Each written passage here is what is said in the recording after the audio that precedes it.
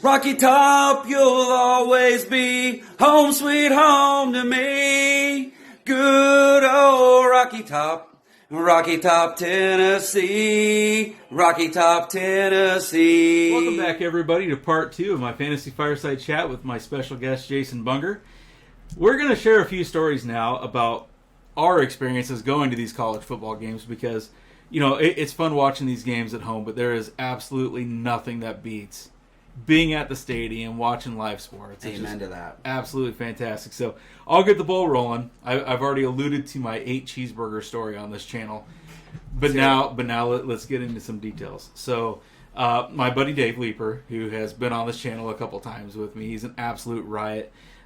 Dave and I used to work in banking together. I was a customer service manager. Basically, I would take care of any issue that was escalated beyond anybody else's ability to handle. We were talking about working on a conversion team and things like that. So, and Dave was on the mortgage side, which is now what I do for a living. So isn't that kind of strange how these things work out? But Dave and I would go to a lot of live sports. We've been to Soldier Field, to Fifth Third's Executive Suite a couple times. We've been to the United Center to watch the Bulls in the Executive Suite. We've gone to games just to go to games. Like we've sat out in the freezing cold at Soldier Field up in the nosebleeds. Like there is nothing that beats live sports. But Dave one time said, man, you have got to go to a Notre Dame game with me. And it just so happens I got a lot of my frat buddies coming up. He went to ISU. I think he was actually the president of his frat. Hey, Dave, go out to the comment section. Let me know if I'm wrong. But weren't you president of your fraternity?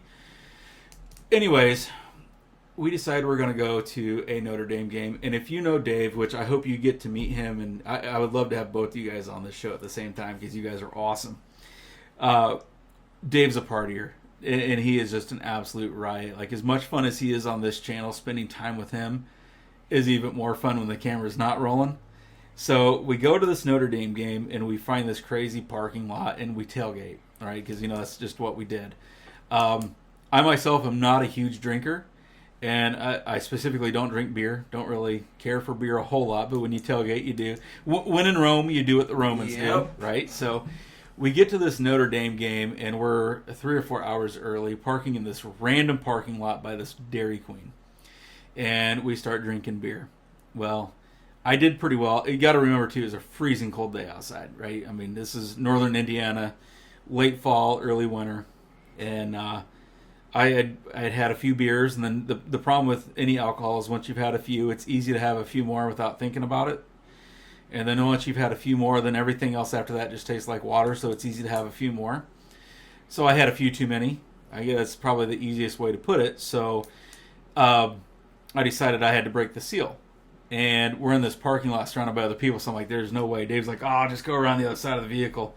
No, because I'm not getting a ticket for indecent exposure. So I walked down to that Dairy Queen, and I used the restroom. Well, you know, when I was growing up, my parents always said, you don't walk into a gas station or a restaurant to use the restroom and not buy something. So I had some cash in my pocket. I'm like, well, I'll get a cheeseburger because I don't want to be rude. So I grabbed a cheeseburger. Yes, I did wash my hands, folks. I grabbed a cheeseburger, and on the way back to the parking lot, I eat my cheeseburger. And we had a little wastebasket there where we were tailgating, but we weren't cooking food. So it's not like a traditional tailgate. It's literally like a liquid diet, if you take my meaning, right? Because that's these guys. That's the guys that we were tailgating with. No solid food. Everything was liquid. So, long story short, I ended up using the restroom 8 times. Well, that means 8 cheeseburgers, right? Because I didn't want to be rude. That is awesome. So after the 8th cheeseburger, I'm walking back, and I'm like, oh, gosh, I feel so bad. Had to use the restroom again. I ended up buying a 9th and 10th cheeseburger. Didn't even try to eat them. I gave them away to just random people. And it's so funny because everybody's drinking. So, like, literally, you just give them food to random people. They're excited to have it. So I ended up eating 8 cheeseburgers. Gave 2 more away. About 10 cheeseburgers just tailgating before that Notre Dame game. And I can't remember if they were playing against Army or Navy. But Brady Quinn was the quarterback. Jeff Samardzija was the star wide receiver there for Notre Dame. I remember on the walk to the field, Dave decided he needed to use the restroom. When he found a bush on the way, he wasn't quite as sophisticated and domesticated as me. And the funny part is there were police officers in the area, and they were just shaking their head. Like, I was so sure he was going to get a ticket for indecent exposure. He never did. We do need to have Dave back on this channel, though, because at the game he ate an entire bag of Twizzlers and then after the game ate a bunch of jalapeno and pepperoni pizza with barbecue sauce, and it all made its reappearance twice. Oh. Yeah, so we need to have him back on this channel to talk about that story. We might actually lose viewers, maybe not, but it's pretty rough. But, there's something to be said about the tailgating. There's something to be said about college just being at the stadium, any professional sport too, but there's something special about college sports. Oh yeah. And I've got more stories that I'm going to share, but I want to hear some of yours. So what can you share with me about your experiences? I think my fondest experience, was probably my 5th or 6th Tennessee game I've been to, but a buddy of mine, Zach, hope you're listening. He worked for the NBC affiliate out of Indy at the time and was able to get credentialed for the Notre Dame game down there. So this was 2005 or 6, something like that. But anyways, so I got the whole on-field experience. Got to watch the game from the sidelines. At that point in time, I was carrying season tickets, so my wife and my brother, they sat in the seats up in the nosebleeds while I was down on the sidelines. A lot of running back and forth because, at that time, the team would take up from the 30s, so you couldn't watch from that point in the field. But I remember before the game, I'm standing with Zach and another guy he knows, and I look over, and there's this just kind of short, fat dude standing with a bunch of cheerleaders. And, we're trying to figure out who it is. It sounds like me, a short, fat dude wanting to be around the cheerleaders. That's probably me. You said it, not me. But we're all just kind of figuring it out. And, the guy that's with Zach goes, well, that's Rudy. And I just remember my first response is well, that doesn't look like Sean Astin. And he's like, no, the real Rudy. I was like, huh. So we went over and chatted with him, and not necessarily the friendliest fella, but he took a photo. I'll see if I can get that to you. But it was just cool because we're there. But I remember during that game, Zach said, hey, we're going to get a chance to go to both locker rooms. And, Tennessee should have won the game, was supposed to win the game. So at halftime, we went towards the Notre Dame locker room. And I'll never forget, we're standing at the tunnel. The team's coming, and a guy brushes up to me, and I look over, and, Ty Willingham's, kind of pushing me against the wall. He steps forward, and then I look, and there's this dude, and I look up, and he's, way up here, and it's Brady Quinn. I think sometimes it gets lost how big these guys are, especially in this stuff. But I'll never forget, Willingham's here. He steps forward. Here's Brady Quinn. They're, right there. Unfortunately, it didn't end as well as I'd like it to for the Vols. Got to go into their locker room, though, after the game. Got to see a bunch of guys. So that was an awesome experience. Another trip. So one of the bucket lists, I wanted to go to Lincoln Memorial. Wanted to go out and catch a Nebraska game. So 10 or 11 years ago, went out with a buddy of mine, my sister and her husband. He's a huge Nebraska fan. They met us there. So before the game, we go over to the hotel where they're staying. We go up to their room. We get back in the elevator, and this big dude gets on. He's got football and stuff. Well, it's Tommy Frazier, Heisman Trophy winner, just all around Nebraska stud. So the elevator's going down, and my brother-in-law just said, hey man, can we get an autograph? And he's like, oh yeah. He goes, we get down to the bottom, or I'll get you down at the bottom. Just follow me. So we go down to the bottom. We walk around the corner. He sits down at a table, and he wants $100 for the autograph. The dude wouldn't give us an autograph on an elevator. It's just, my mind is still blown, and it was kind of forget you. But it just, you run into the athletes. And I've run into some others. Here's another cool story. So first game I get to take my son to. We go in. My cousin's been an usher down at Knoxville for years. And we get in, and he's like, hey, John Gruden's sitting up there. We look around, and he's 4 rows behind where our seats are. And this is probably 40 minutes before kickoff, so the stadium's not full. So we go to our seats, and I debate, do I want to go bug him? Do I not want to go bug him? So I get up, I take my son, and go up, and I'm like, hey, I know people probably bug you. And he just cut me off and goes, no, dude, it's cool. So took some pictures. He shook Connor's hand and said a few words, and I'm like, hey, we'll leave you be. And I think the funniest thing was, we met a bunch of other people down there that I knew that my son hadn't met. At the end of the day, he's like, hey, so was that guy we talked to the stadium, was he one of your football buddies, down here? And I was like, oh, yeah, I've known him for years.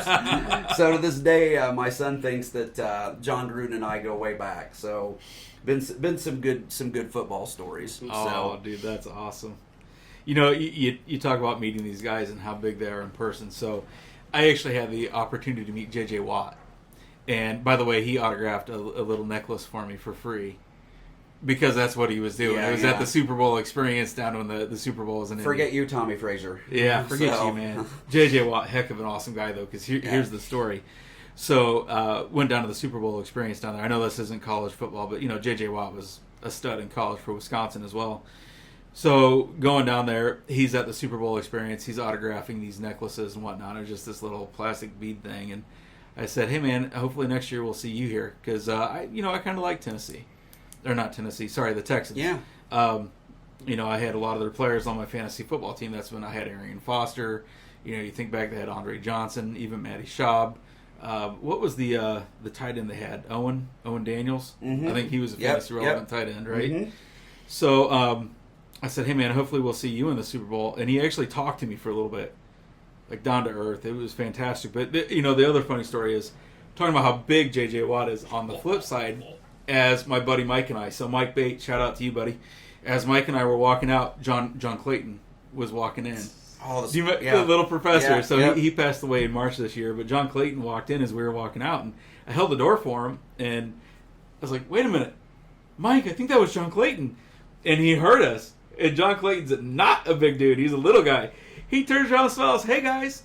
And just kept going. Nicest guy in the world. Completely friendly. John Clayton. What a great guy. Really cool. So, yeah, and it's interesting because, last year I had the opportunity to go to 2 college football games out in Utah. So my buddy John Wilson, shout out to you, John. John has been a he's with the National Weather Service now, but he was a meteorologist for KEVN Black Hills Fox out in Rapid City, South Dakota. So a couple years in a row I went out there to see him. The first year I went out was John's brother and I drove out to see him, and he did the sites with us. And then I had such a good time, I told my family about it, and John's like, well, next year bring them out. So the next year I brought my whole family out, and John hosted us. Just a great guy. So last year, Halloween weekend, he said, hey, this was before then. He came back, oh gosh, John, I have to go down to the comment section and let me know when you came back. It was prior to that. It was in the summertime. He came back for a friend's wedding and said, hey, you ought to come out here and we'll catch some college football. And so he came to my office, came to New Millennium Mortgage. We were sitting there, my dad's talking about it, and I said, yeah, absolutely. So I literally got on Southwest and booked my tickets right then and there. He's like, did you really just do that without talking to your wife? And I kind of chuckled because I had already talked to my wife about going out and seeing John. Because it was kind of an annual tradition. And she's like, you need to go see him. He's out there all by himself, needs to know his friends still care about him. So Audrey and I had already talked about it. So I literally booked my tickets right then and there for Halloween weekend. Went out and saw John.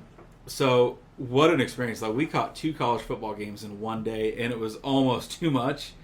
I mean, I was exhausted, completely exhausted. So the first game was the day game. We drove up to Logan. So if you're not familiar with the Salt Lake City area or Utah, your Salt Lake City itself is absolutely beautiful. You got the Wasatch Mountains right there. Utah State plays up in Logan. So it's north and east of Salt Lake City. So you have to actually drive north, and then you actually have to cross the Wasatch. So John and I, we make the trip up to Logan. We get up there pretty early. Now, John and I are both pretty straight-laced when we're together. We have a good time, but it's not like when Dave and I get together. Oh, Dave. So John's like, hey, man, we're only a few miles away from the Idaho state border. You want to go and check out Idaho real quick? We got time. I'm like, yeah, that's another state I can cross off the list. Let's do it. So we ended up going up to Idaho just to say we've done it. Now, he'd already been up there because he went to a Boise State game. John's like you, man. Like, huge college football aficionado. Love it. Huge NASCAR aficionado. Love Just it. Fantastic guy. I need to make sure that you two. John, you sound all right, John. Yeah, John. I think we need to try to talk Jason into to join in Fantasy NASCAR next year, and if he does, I'm in. If Jason joins, then I'm back in the league too. So.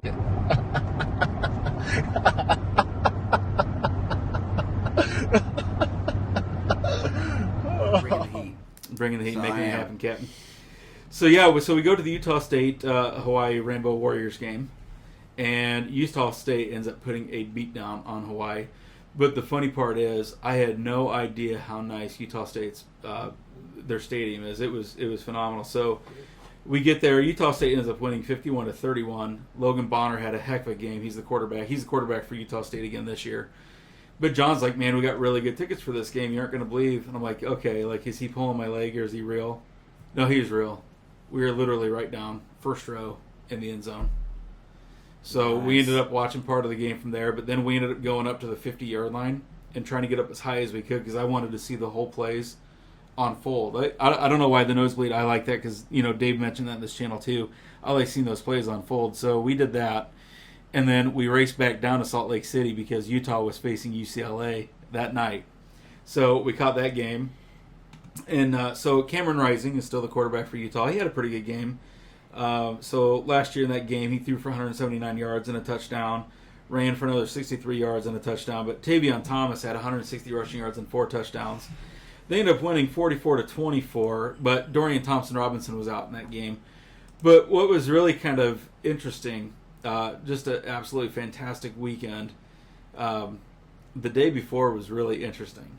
So the day before, I've always wanted to see Skinwalker Ranch. It's a paranormal site out there in Utah. So John humored me. We drove, I thought it was going to be like an hour and a half drive. It says like a 4-hour drive. It was crazy. We get back to Salt Lake City, and he's like, hey, you want to put a parlay on the games? He's like, well, I've never done that before. He goes, yeah, it's kind of fun. And then gives you something extra to root for. So I'm like, yeah, let's do it. I was all excited. He's like, well, there's one problem. There's no gambling in Utah. Oh. So like, man, why are you getting me all excited about this? He goes, nah, there's no gambling. I said, well, how do you do this? He goes, well, we drive to Nevada. You want to go to Nevada? Another state off the list. We drive all the way across the Salt Flats to West Wendover, which is just across the Nevada line. And we placed a parlay bet. Well, John placed, I think, a couple. I placed one. Because I'd never done it before. It was like a 5-linked parlay or something like that. And I got 3 out of the 5. I thought I was doing pretty good. I ended up donating my money to somebody else. But that brings me up to another point. So, folks, I want you to stay tuned here for part 3 because we're actually going to talk about over-unders. We're going to talk about some of those things that is also enhancing college football. And that's I don't want to say the betting scene enhances anything, but that's a part of the game. It is. So we talked about how the college experience, going to the stadiums, enhances things. Let's talk about in part 3. Let's talk about all the other things that are like with fantasy football. That to me, that takes something that's great and makes it even better. For a lot of folks, playing these over-unders, these college pick'ems, the survival pools, these kind of things, enhances the game too. So, folks, if you could, go down to the comments section. Let Jason and I know about any experiences that you've had that have been fun, wild, and crazy at a college venue. It doesn't have to be college football, but obviously that's kind of what we prefer. So go down to the comments section, share your story. If you have a really awesome story, I'd love to get you on this channel so you can tell your stories as well. So reach out and let me know. But hey, folks, stay tuned for part 3. We'll start talking about some pick'ems, some over-unders, and I'm going to turn the floor over to Jason because he knows all about those things. And obviously, I'm not very good at it because I donated my money. All right, folks, stay tuned for part 3.